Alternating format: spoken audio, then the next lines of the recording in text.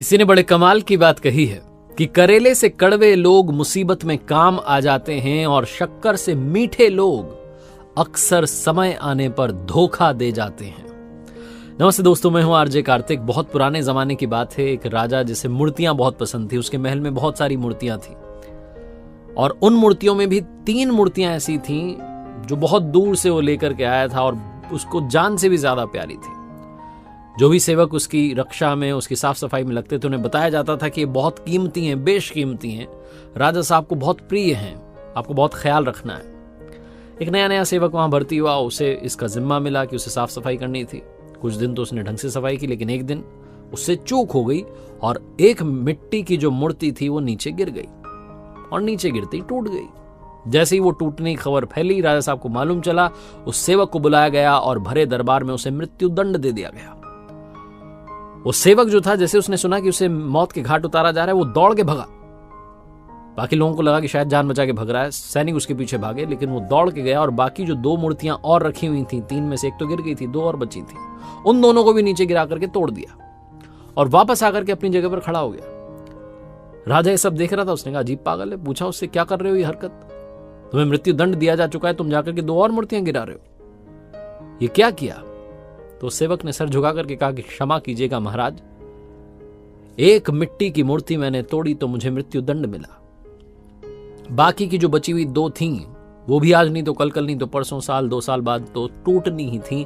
अमरता का वरदान लेकर के नहीं आई थी और मुझे आप मृत्यु के घाट उतार देते, उसके बाद किसी और से टूटती तो उन्हें भी आप उतार देते। मैंने तो आज 2 लोगों की और जान बचाई है, अब आप मुझे मौत के घाट उतार दीजिए। ऐसा बोलकर के सर झुका के खड़ा हो गया। राजा की आंखें खुल गई, उसने सोचा एक सेवक जो है वो इतनी बड़ी बात सोच सकता है, मेरे समझ में नहीं आई।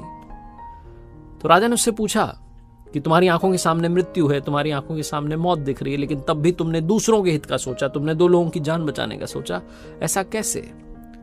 तो सेवक ने एक छोटा सा किस्सा सुनाया। उसने कहा कि यहाँ महल में काम करने आने से पहले मैं एक अमीर सेठ के यहाँ पर नौकरी करता था, नौकर था। सेठ जी मेरे काम से खुश थे, लेकिन सेठ जी की आदत थी जब भी उनके जीवन में कुछ बुरा होता था तो ऊपर वाले को कोसते थे कि भगवान आपने गलत कर दिया, ये गलत कर दिया। एक दिन भोजन करने के लिए बैठे, जो ककड़ी वो खाने वाले थे, जो जैसे उन्होंने पहला ककड़ी का टुकड़ा खाया वो कड़वी निकली, तो ऊपर वाले को कोसने लगे और क्रोधित होकर के वो जो ककड़ी थी मेरी तरफ सरका दी कि तुम खा लो।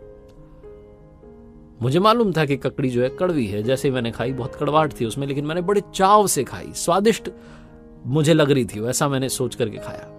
और सेठ जी सब देख करके हैरान थे कि अजीब आदमी है, इतनी जो कड़वी ककड़ी है उसको बड़े चाव से खा रहा है। तो उन्होंने मुझसे पूछा कि बहुत कड़वी है, तुम बड़े प्यार से खा रहे हो, कैसे? तो मैंने उन्हें कहा कि सेठ जी, आप रोजाना मुझे स्वादिष्ट भोजन देते हैं, अगर आज कड़वी ककड़ी भी दे दी तो क्या हो गया, मैंने उसे भी उतने ही प्रेम से खाया।